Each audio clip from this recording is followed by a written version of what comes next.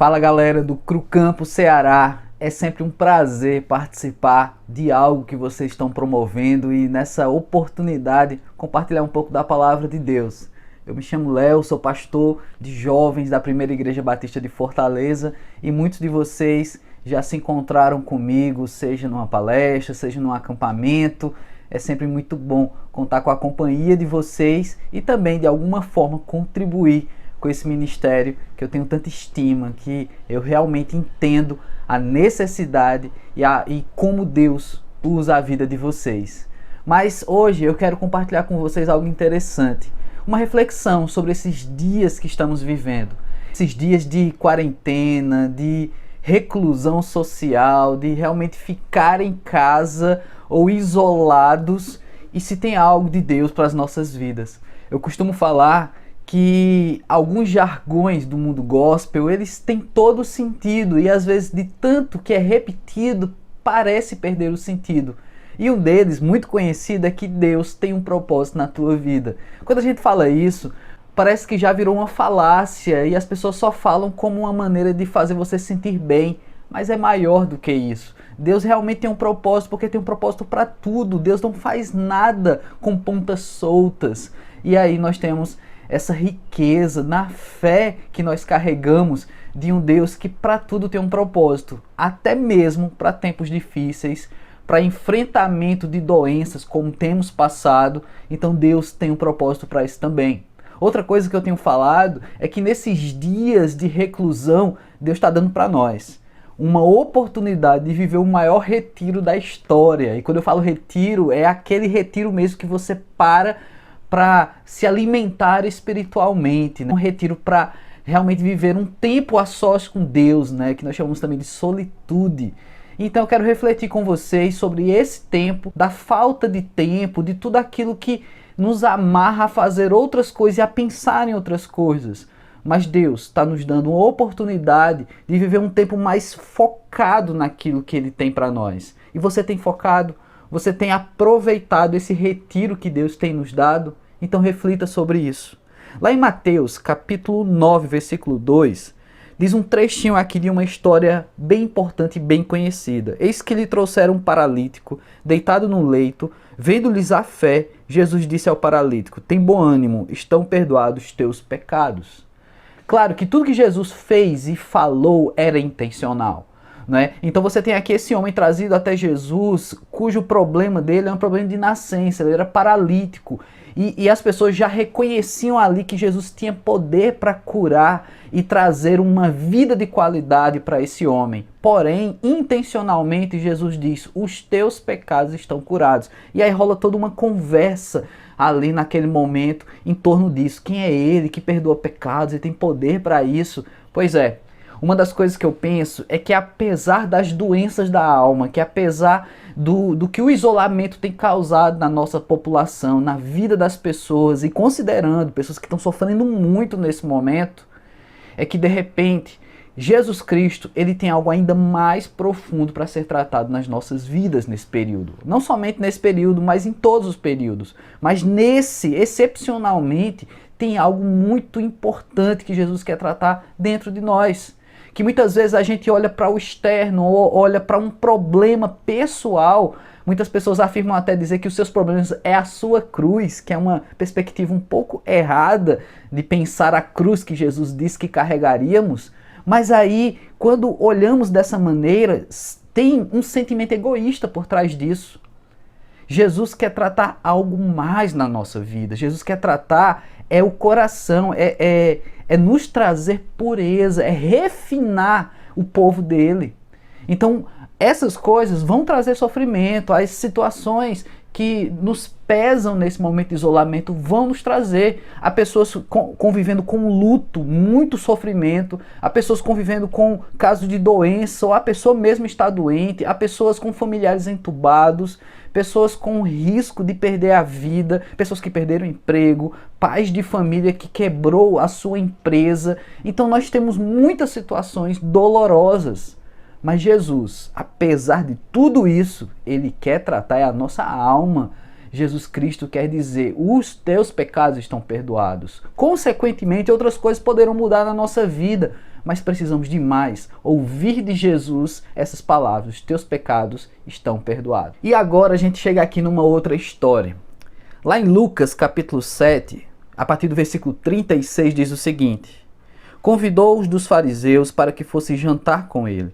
Jesus, entrando na casa do fariseu, tomou lugar à mesa, e eis que uma mulher da cidade, pecadora, sabendo que ele estava à mesa na casa do fariseu, levou um vaso de alabastro com unguento, e estando detrás aos seus pés, chorando, regava-lhe as suas lágrimas e os enxugava com os próprios cabelos, e beijava-lhe os pés e ungia com unguento. Ao ver isso, o fariseu que o convidara disse consigo mesmo: se este fora profeta, bem saberia quem é e qual é a mulher que lhe tocou, porque ela é pecadora. Agora os versículos 44 a 48. E voltando-se para a mulher, disse a Simão: vês essa mulher? Entrei na tua casa, não me deste água para os pés. Ela, porém, rogou os meus pés com lágrimas e os enxugou com seus cabelos. Não me deste ósculo. Ela, entanto, desde que entrei, não cessa de beijar meus pés. Não me ungiste a cabeça com óleo, mas esta com bálsamo ungiu os meus pés. Por isso te digo, perdoados estão os seus muito pecados, porque ela muito amou,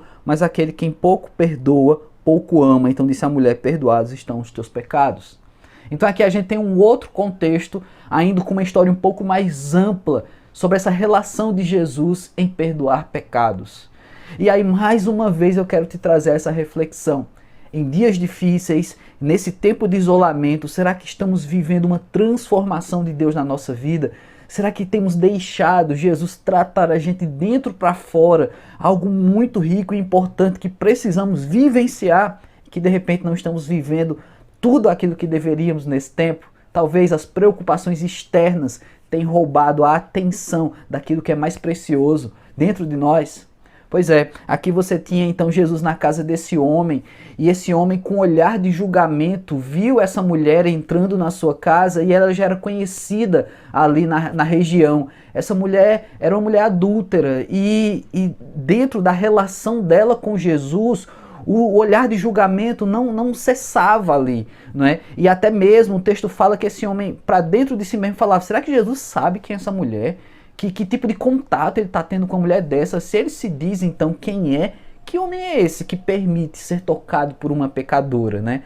E aqui você tem uma questão cultural, que naqueles dias, quando você entrava como convidado na casa de alguém, você recebia o que era conhecido naqueles dias como as 3 formas de saudação para receber uma pessoa em casa, né? Então isso, eticamente falando, era o normal, as pessoas faziam isso, que era receber a pessoa com uma água para lavar os pés, porque afinal de contas as estradas de terra e o tipo de calçado que se usava sujava muito, então você, e até para deixar a casa limpa, né, para manter a casa limpa, então você na entrada recebia então uma bacia, uma toalha, e quem sabe em uma casa de uma pessoa mais rica, tinha até pessoas para te ajudar a lavar os pés ali. E esse homem não fez isso com Jesus. Em segundo lugar, uma outra maneira de saudação na receber a pessoa era dar um ósculo, era dar um beijo, né? Um beijo no rosto.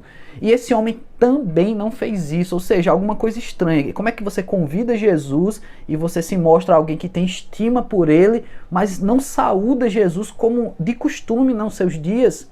E a terceira situação era derramar óleo sobre a cabeça, né? Um óleo perfumado, e isso traria então um ambiente agradável, porque as pessoas podiam estar cansadas e suado de viagem, e aí alguns odores poderiam tomar lugar daquilo ali. Então tudo isso fazia com que aquele ambiente fosse um ambiente agradável, não somente para o visitante, mas para quem já estava naquela casa.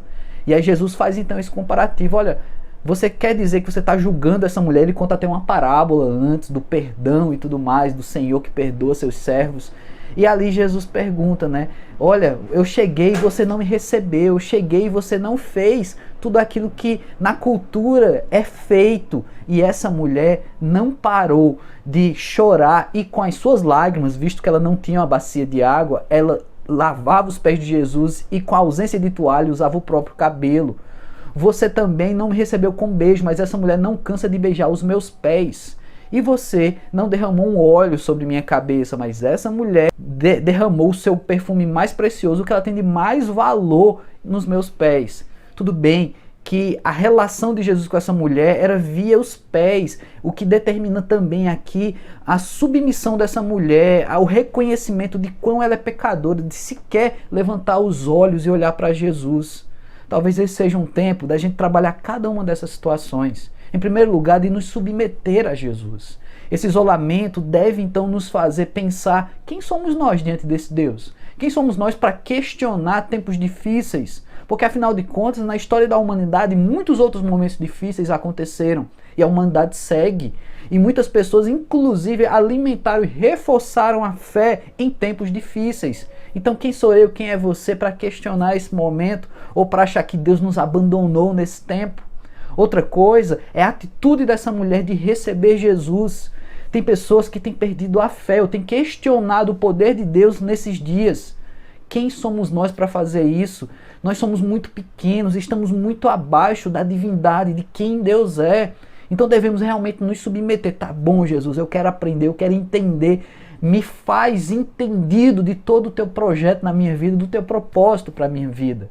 Em terceiro lugar, tudo isso que essa mulher faz, recebendo Jesus, o admirando, o respeitando, o tratando como Jesus deveria ter sido tratado por aquele homem, faz com que a gente pense também que, na verdade, muitas vezes a religião nos trava. A religião faz com que a gente pense que já está suficiente tudo o que fazemos. E muitas vezes o reconhecimento de que, apesar da religião, somos pecadores, somos carentes da graça salvadora de Jesus. E se somos alcançados por essa graça, não foi por merecimento, porque é simplesmente porque Ele nos ama. Então que a gente também introjete, que a gente se alimente dessa verdade, de que Jesus nos ama, em que dias difíceis de isolamento é um tempo também de estreitar esse laço, esse amor com o nosso Jesus Cristo. E que Deus te abençoe, tenham dias melhores e que tão logo a gente aprenda todas as lições que devemos aprender e ter um tempo melhor aqui nos nossos dias. Deus te abençoe.